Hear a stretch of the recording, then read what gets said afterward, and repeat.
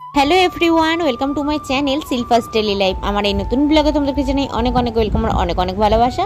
তো সকালে আজকে চা নিয়ে বসে গেছি আর খাড়ি নিয়ে বসেছি। এই খাড়িটা কিন্তু বাবার বাড়ি থেকে মা পাঠিয়ে দিয়েছে, তো সেই খাড়িটাই এখন আমি বসে বসে খাচ্ছি আর কি, আর লিকার চা দিয়ে খাচ্ছি।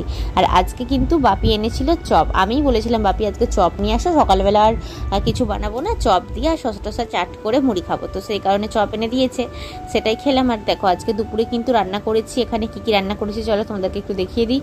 এখানে করেছি ডিমের ঝোল, কারণ কি ভাগনা বাবু আমাদের মাছ খায় না, তো সেই কারণে এই ঝাল ঝাল করে ডিমের ঝোল বানালে খাই। আর করলা আলু ভাজা ওদের খুব পছন্দের, তো সেটাই করেছি। পটল ভাজা করেছি আর বিনস আলুর তরকারি বানিয়েছি। এটাই ছিল দুপুরে রান্না বান্না। এখন বাজে 5:30, 5টার সময় ঘুম থেকে উঠলাম, তাও ঘুম ভাঙতো না। আমাদের যে বাচ্চাগুলো আছে তাদেরকে বলেছিলাম বিকেলবেলা আমাকে একটু আঠা কিনে এনে দিস, তো ওরা সেটাই ডাকতে এসেছে। আমি বলছি আমার কাছ থেকে পয়সা নিয়ে যাবি, তো সেটাই বলতেছে কাকিমা আঠা কিনতে দেবে বলেছিলে যে, তো সেই কারণে আমার ঘুমটা ভাঙলো, না হলে ভাঙতেও না। তো খিদে কিন্তু পাচ্ছিল, বাট ঘুমের ঘরেছিলাম। তো উঠে দেখো এখানে একটু ফল কেটে নিয়েছি, বেদানা আর আপেল নিয়েছি, আর যে ভাগনাটা আছে তার জন্যও কেটে রেখেছি। ও দেখি এখনো ঘুম হচ্ছে, ও উঠলে খাবে, ওকে আর ডাকিনি। তো চলো খেয়ে নিই। সকাল থেকে প্রচণ্ডভাবে ঘুম পাচ্ছে, কালকে হয়তো ভালোভাবে ঘুমটা হয়নি, তা হতে পারে। তো দুপুরে রান্না করে একদম গভীরভাবে ঘুমিয়ে গেছিলাম, তারপরে স্নান টান করে ভাত বাড়ছে, তখনও প্রচুর ঘুম পাচ্ছে। জাস্ট খাওয়া দাওয়া করে ঘুমিয়ে পড়েছিলাম, এখন সবে উঠে বসেছি।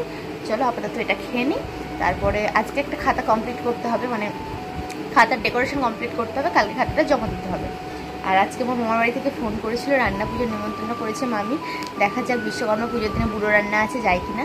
যদি যাই তোমাদের সাথে অবশ্যই শেয়ার করবো, তবে হ্যাঁ ভিডিওগুলো হয়তো একটু লেট করে করে আপলোড করবো, যতদিন হয়তো দুর্গাপুজো চলে আসতে পারে, রান্না পুজোর ভিডিও যখন শেয়ার করবো। তো তোমরা একটু অ্যাডজাস্ট করে নিও। সকালবেলা দেখো এখানে চা বানিয়ে নিয়েছি, একটু দুধ চাই বানালাম, নিজের জন্য ভাবলাম খাই। আর চাটা তো বিস্কুটটা একটু ভিজে গিয়েছিল, তার মধ্যে আবার আমি চায়ের মধ্যে ডুবিয়ে দিয়েছি, ব্যাস একদম পুরোটাই ভিজে গেছে। তো এরকম মাঝে মাঝে হয়ে যায়। দুধ চা খাওয়ার অভ্যাসটা আমার হয়ে গেছে সেই লকডাউনের আগে, যখন টিউশন পড়াতাম 19-20 সাল থেকে আমার চায়ের অভ্যাসটা হয়ে গেছে আর কি, তো সেটাই খাই। আর এইদিকে দেখো আমি আজকে ভাবলাম সন্ধ্যাবেলা একটু খাবার বানাই। কি খাবার বানাবো ভাবতে ভাবতে ভাবলাম একটু ঝাল সুজি বানাই, অনেকদিন বানানো হয় না। তো আমি খাবো আর ভাগনা খাবে, শাশুড়ি মা শ্বশুরমশাইয়ের জন্য বানাচ্ছি না, যেহেতু আলু দিয়ে বানাচ্ছি, শ্বশুরমশাই খাবে না। আর সন্ধ্যাবেলা ওনারা টিফিন করে না, আমরা দুজনেই করি, তো সেই কারণে বানিয়ে নিচ্ছি।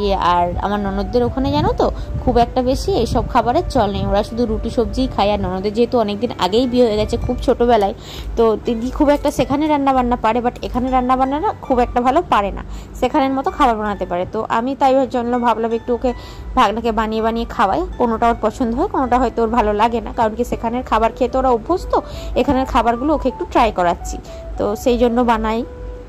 রাত্রিতে আজকে বানিয়েছিলাম ছোলার ডাল, তো বাপি আর ভাগনা খাবে রুটি ছোলার ডাল দিয়ে, আর আমি খেয়ে নিচ্ছি মুড়ি।